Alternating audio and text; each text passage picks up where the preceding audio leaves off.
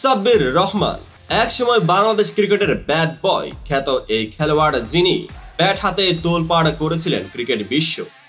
কিন্তু সমালোচনা, বিতর্ক আর ফর্মহীনতার কারণে হারিয়ে গেছেন জাতীয় দল থেকে। এবার কি সেই সাব্বির রহমান আবার ফিরছেন বাংলাদেশ দলে? তার সাম্প্রতিক পারফরমেন্স কি তাকে ফিরিয়ে আনবে? 2016 সালের এশিয়া কাপে সাব্বির রহমান ছিলেন বাংলাদেশের অন্যতম সেরা ভরসা। তার দুর্দান্ত স্ট্রাইক রেট আর সাহসী ব্যাটিং অনেক ম্যাচে বাংলাদেশকে এনে দিয়েছিল জয়। কিন্তু সময়ের সঙ্গে সঙ্গেই তার কেরিয়ার হারাতে থাকে গতি। কিন্তু তার ফর্মহীনতা এবং মাঠের বাইরের বিতর্ক তাকে জাতীয় দল থেকে ছিটকে দেয়। কিছু সমালোচক বলছিলেন সাব্বিরের আগ্রাসনে তার পতনের কারণ, আবার কেউ কেউ মনে করেন তার সঙ্গে আরো ধৈর্যের প্রয়োজন ছিল।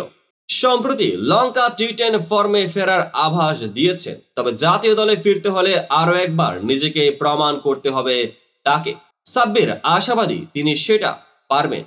বুধবার মিরপুর গণমাধ্যমের মুখোমুখি হয়ে সাব্বির বলেন, তৈরি তো অবশ্যই হচ্ছি, বয়স তো এখনো বাকি আছে আমার, চেষ্টা করছি কামব্যাক করার, এজন্যই মাঠে আসছি, অনুশীলন করছি, বিপিএল এর সুযোগ পেয়েছি, বাইরের দেশে খেলতে যাচ্ছি, আশা তো সবাই করে, আমার পরিবারও করে, আমিও করি। আশাটা কিভাবে পূরণ হবে সেটা ভালো খেলার পরে, তো চেষ্টা করব ভালো খেলে আবার কামব্যাক করার জন্য। সাব্বিরের এই প্রত্যাবর্তনের সম্ভাবনা নিয়ে ভক্তদের মধ্যেও উত্তেজনা। সোশ্যাল মিডিয়ায় চলছে আলোচনা, সাব্বিরকে দলে আনা উচিত নাকি আরো সময় দেওয়া উচিত। আপনার মত কি? সাব্বির কি ফিরলে বাংলাদেশ দলে নতুন গতি আসবে? সাব্বির কি জাতীয় দলে ফেরার যোগ্য? তার সম্প্রতি পারফরমেন্স কি তাকে ফিরিয়ে আনতে যথেষ্ট? আপনার মতামত জানান কমেন্টে।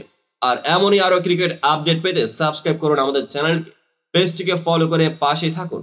দেখা হবে পরবর্তী আপডেটেড ভিডিওতে।